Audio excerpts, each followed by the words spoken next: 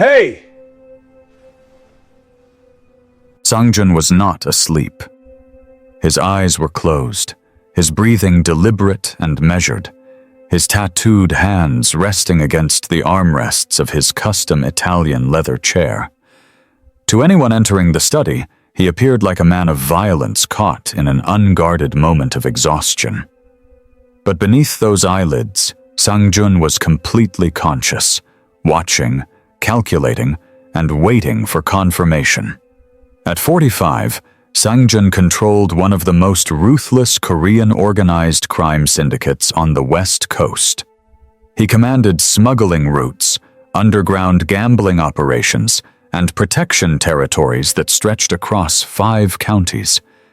He had accumulated every symbol of power a criminal emperor could possess. Except one thing: belief in human goodness. Betrayal had educated him. Violence had hardened him.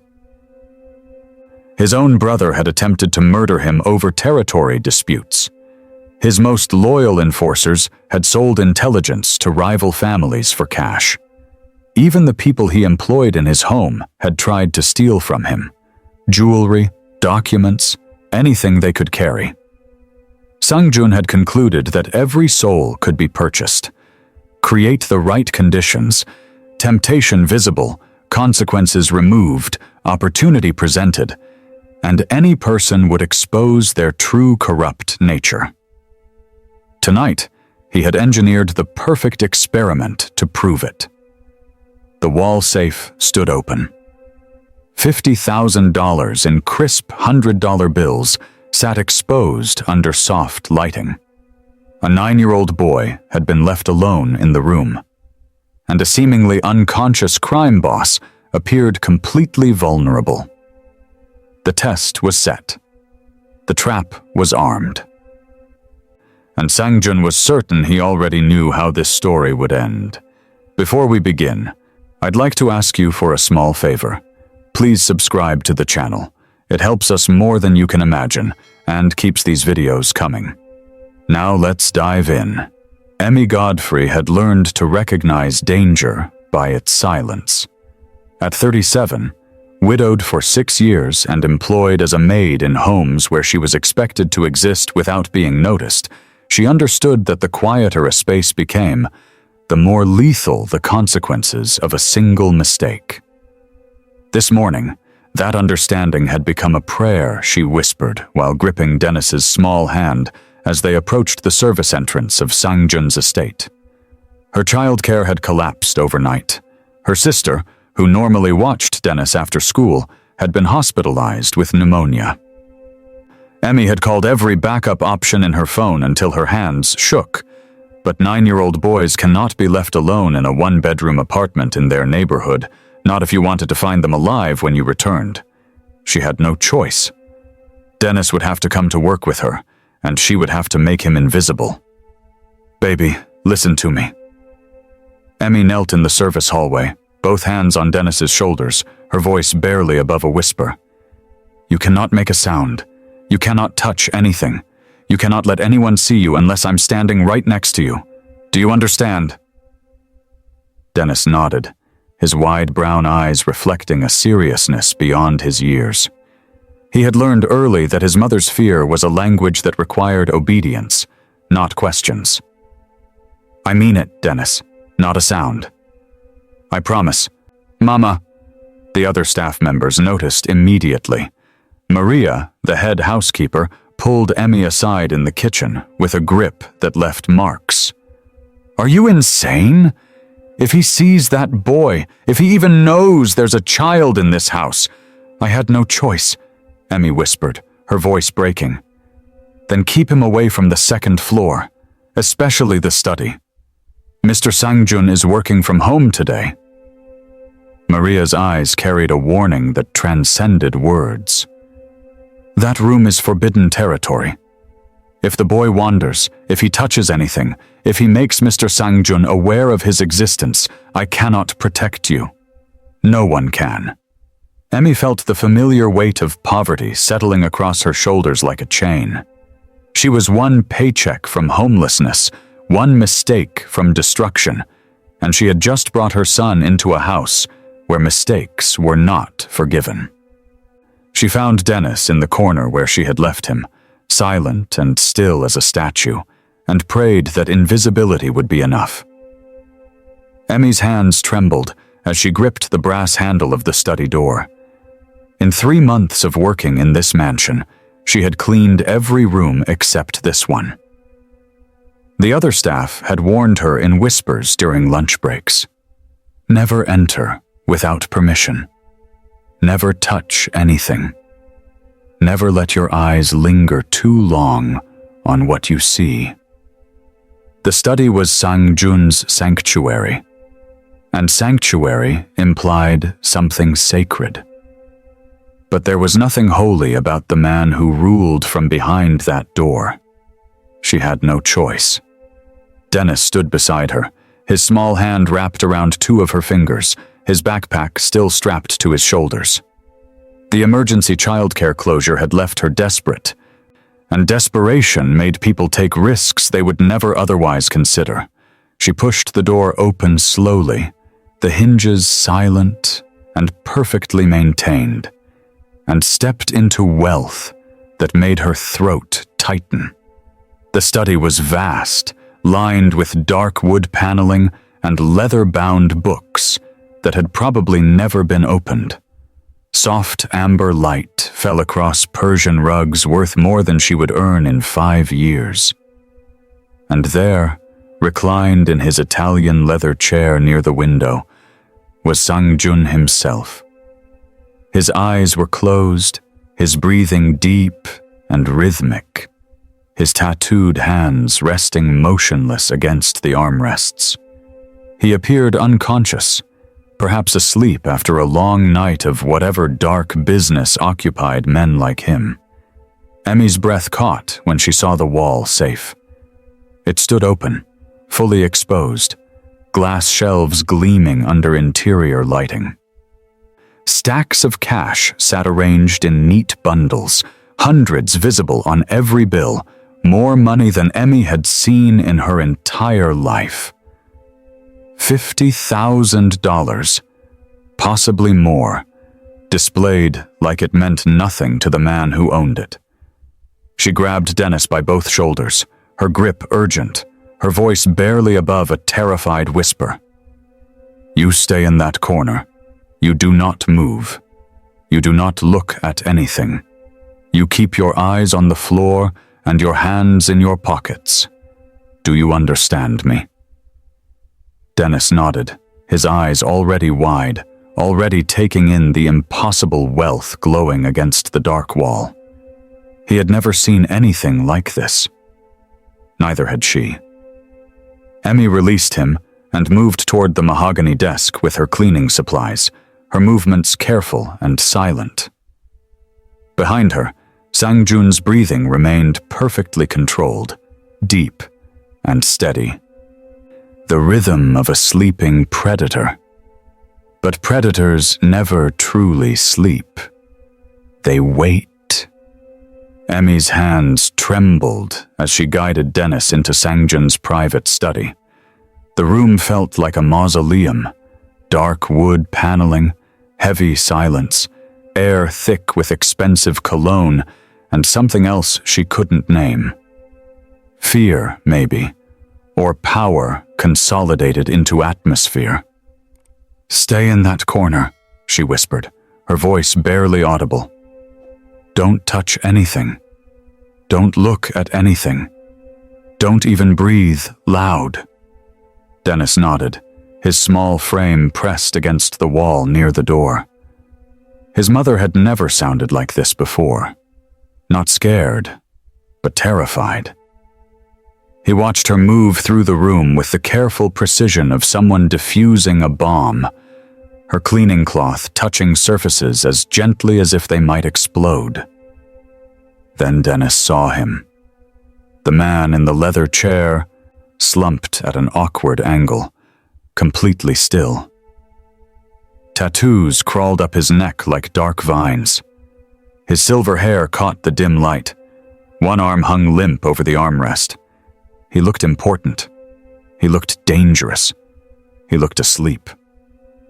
Emmy saw Dennis staring and grabbed his shoulder with surprising force. "That's Mr. Sangjun," she hissed. "Do not go near him. Do not wake him. If he wakes up angry, we're both finished. Do you understand me?" "Yes, Mama." "I mean it, Dennis. Stay frozen." She turned back to her work, dusting the bookshelves with hands that wouldn't stop shaking. That's when Dennis noticed the open safe built into the wall. Stacks of money inside, perfectly arranged, glowing under a small interior light. More money than he'd ever seen. More money than he knew existed in the real world. His mother saw him looking and went pale. Before she could speak, the intercom on Sangjun's desk crackled to life. "Mrs. Godfrey, security emergency at the main gate. Need you immediately, right now." Emmy froze, her worst nightmare crystallizing. I can't leave. Now, Mrs. Godfrey. Gate's been breached." She looked at Dennis, then at the sleeping crime boss, then at the open safe filled with enough money to change their lives forever, or end them. Her eyes filled with tears. "I'll be right back," she whispered. 30 seconds. Don't move. Don't even think." The door clicked shut behind her. Sangjun remained perfectly still, eyes closed, breathing steady. But inside, a countdown had begun. 60 seconds, he thought, his consciousness sharp as a blade beneath the performance of sleep. That's all it takes for a child to show what he really is.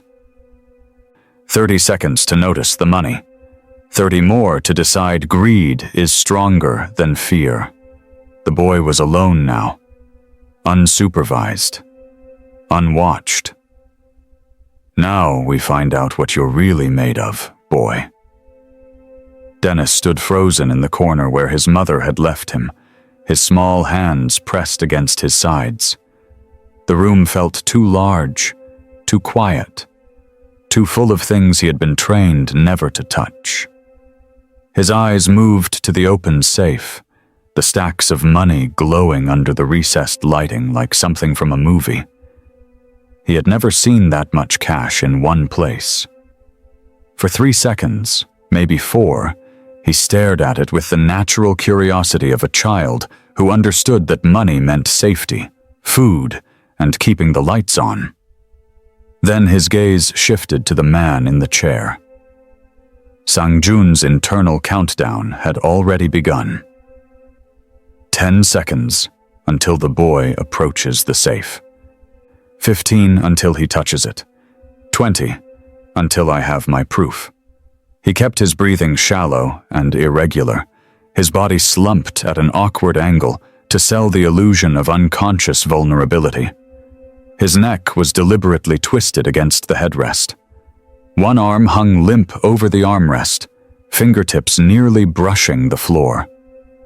Every detail had been engineered to create opportunity. But Dennis wasn't looking at the money anymore. The boy's head tilted slightly, his expression shifting from curiosity to something Sangjun hadn't anticipated.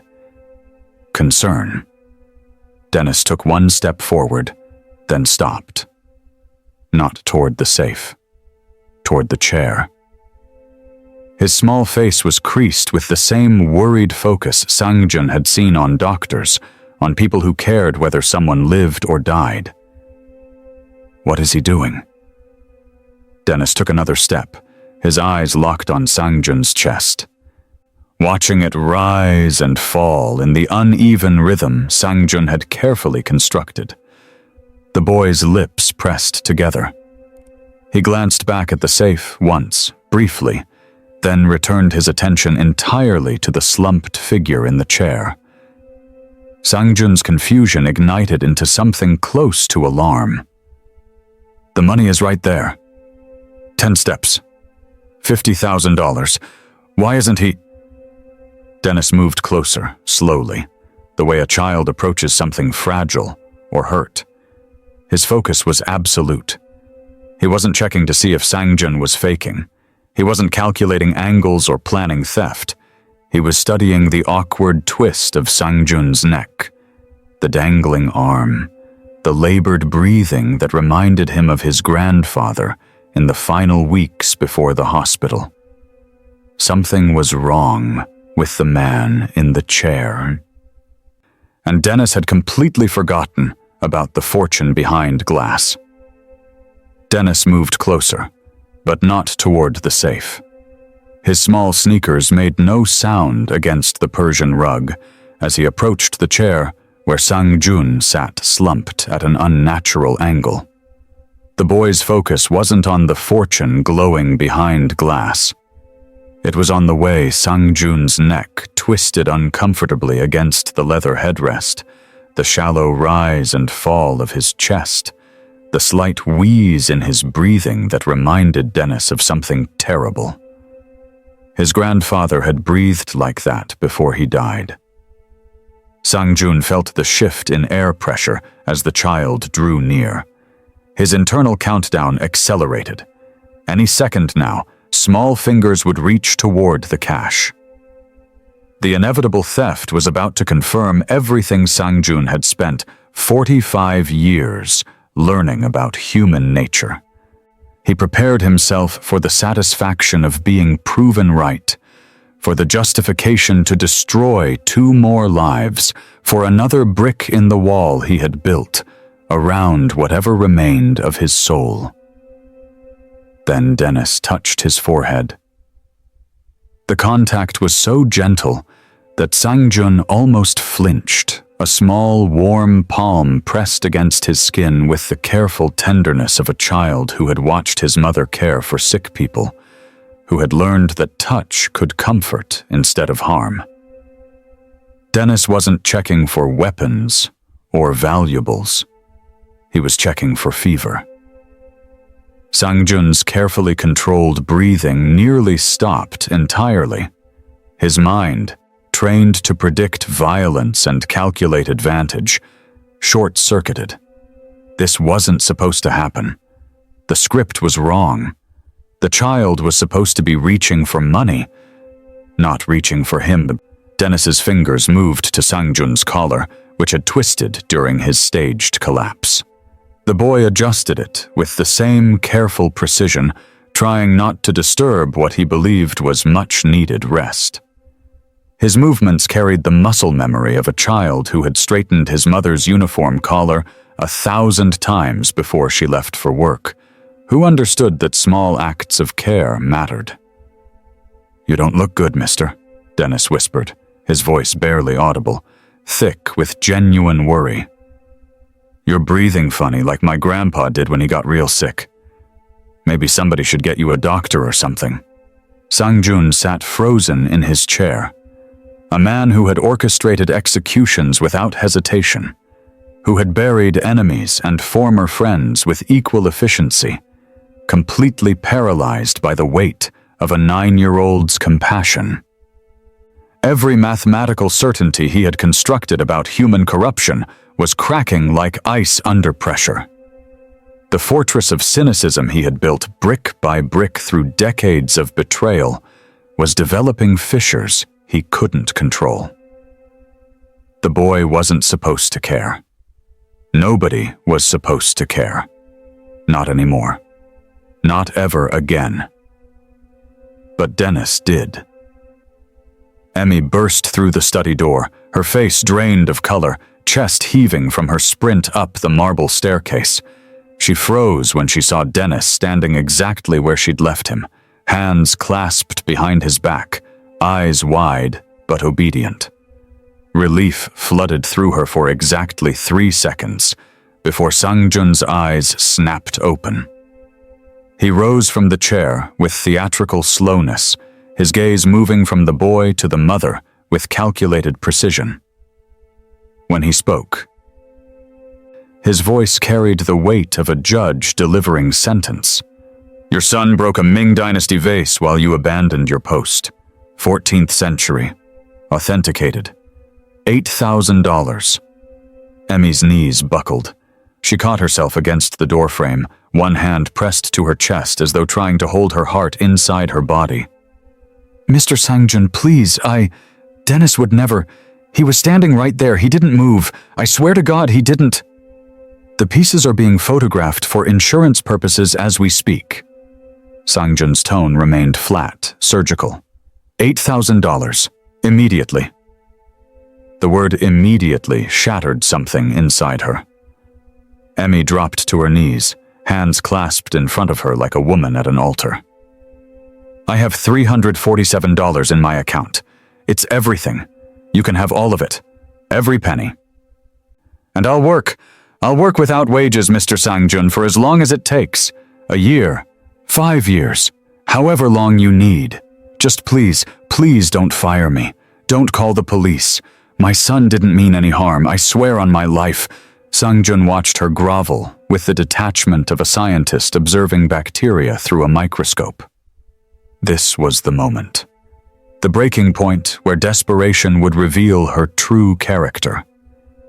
He let the silence stretch until it became unbearable, then delivered the next blow. $347? His laugh was cold, dismissive. "That leaves a balance of $7,653. You think I run a charity? I want full payment by tomorrow morning or I'm filing a police report for destruction of property and theft. You'll be arrested. Your son will go into the system." Dennis stood motionless against the wall, watching his mother break apart on the floor, tears streaming down her face as she begged a man who had already decided her fate before she ever entered the room. Dennis moved before his mother could stop him. The boy stepped between Emmy's collapsed form and the towering figure of Sang-jun, his small frame trembling but his eyes direct and unflinching. His hands went to the back of his neck, fingers working the clasp of the thin silver chain he never removed, not even to sleep. "Wait," Dennis whispered, his voice cracking. "Please wait." The chain came free. Dennis held it in both palms, the small cross pendant catching the light from the desk lamp. His hands shook so violently the chain seemed to vibrate with its own energy. But he extended his arms toward Sang-jun with desperate determination. "This was my daddy's," Dennis said, tears streaming freely down his face now. "He wore it every single day until he died. My mama gave it to me when I turned 7. It's the only thing I got left of him.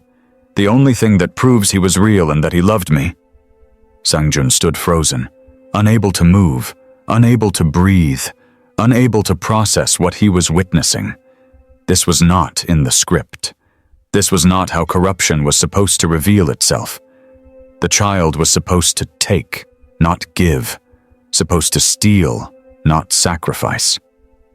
"But you can have it," Dennis continued, his voice barely above a whisper. "You can keep it forever if you just let my mama go. She didn't break nothing. She didn't do nothing wrong. She just works hard and takes care of me. That's all she does. So if you need money, take this. It's all I have, but it's got to be worth something, right?"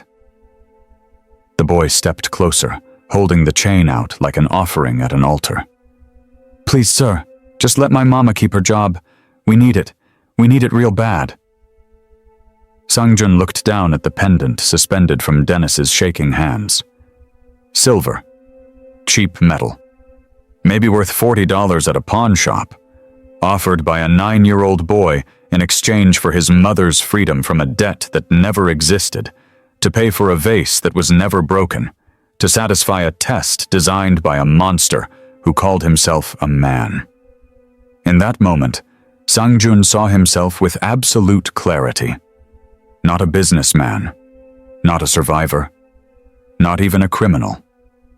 A coward.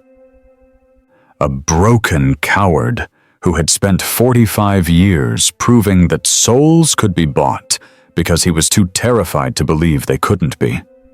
The pendant hung in the space between them, and Sang-jun's entire world collapsed into dust.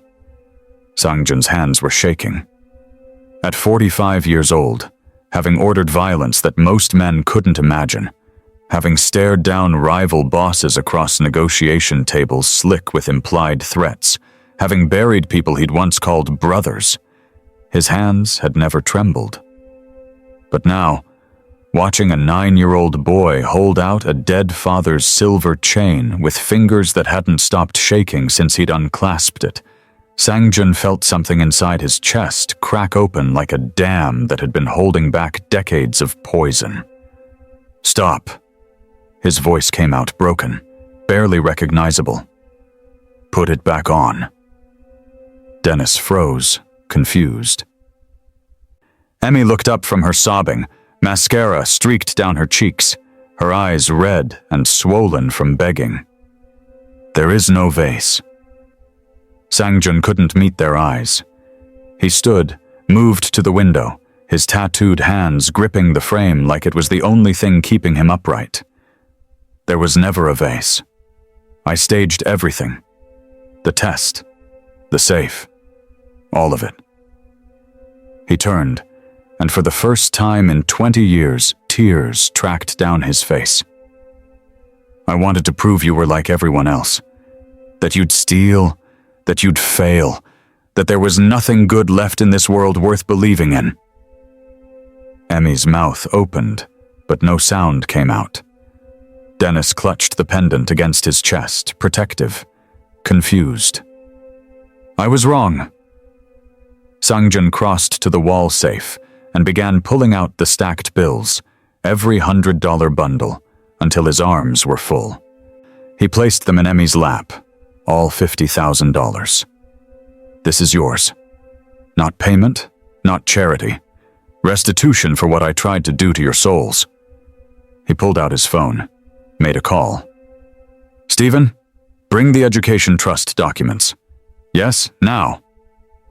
He looked at Dennis, this small boy who'd destroyed his entire philosophy with a gesture of care. "Full scholarship, kindergarten through doctorate. Whatever you want to study. And when you're ready, a position in my legitimate holdings. Real businesses. Legal ones." He paused. "I'm asking for only one thing in return." Dennis nodded slowly, still clutching the pendant. "Let me take a photograph of that chain. In your hand. Just like this." Sang-jun's voice cracked. "So I remember the day a child taught me I'd been wrong about everything that mattered." The camera shutter clicked. The contracts were signed, and Sang-jun finally understood the difference between power and redemption. 12 years passed like water through open hands.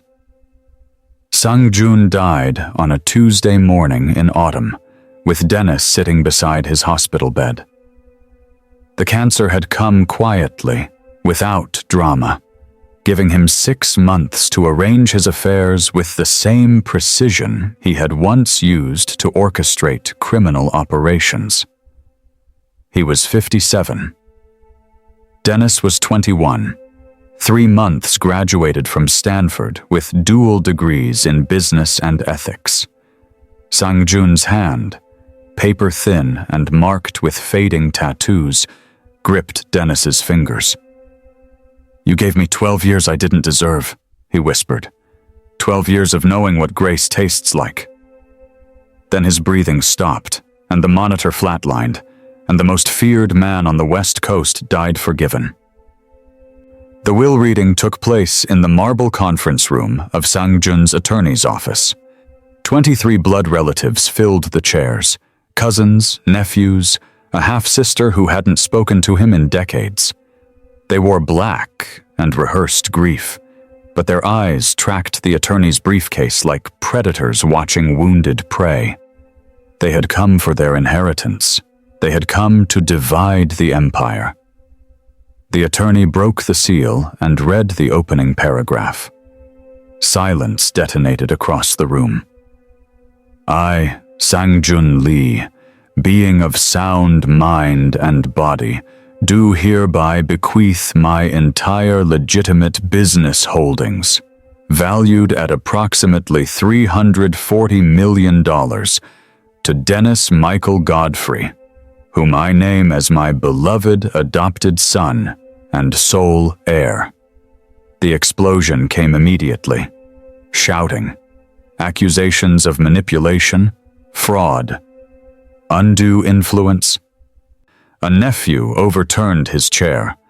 The half-sister screamed that a Maid'S bastard had stolen what belonged to blood. Security had to be called. The attorney waited for silence, then continued reading from the sealed letter Sang-jun had written in his final week. "Dennis purchased my redemption with currency I didn't know existed. Grace given when judgment was deserved. For 45 years, I tested souls and found them wanting. Then a 9-year-old boy ignored $50,000 to check if I had a fever. He was the only person in my entire life who saw me as human rather than power. He taught me that character is the only wealth death cannot steal." The attorney opened a platinum case and removed the silver chain and cross pendant, now encased in transparent metal, engraved with Sang-jun's final words along the edges. He placed it in Dennis's shaking hands. Dennis wept. Not for the money, not for the empire, but for the man who had learned, finally, to believe in something beautiful. The relatives left threatening lawsuits. None succeeded. Sang-jun's documentation was flawless. The boy who had offered everything to save his mother inherited a fortune. But he had already possessed the only treasure that mattered, a soul that couldn't be purchased. If this story touched your heart, like and subscribe for more stories that prove grace is stronger than greed. See you in the next video.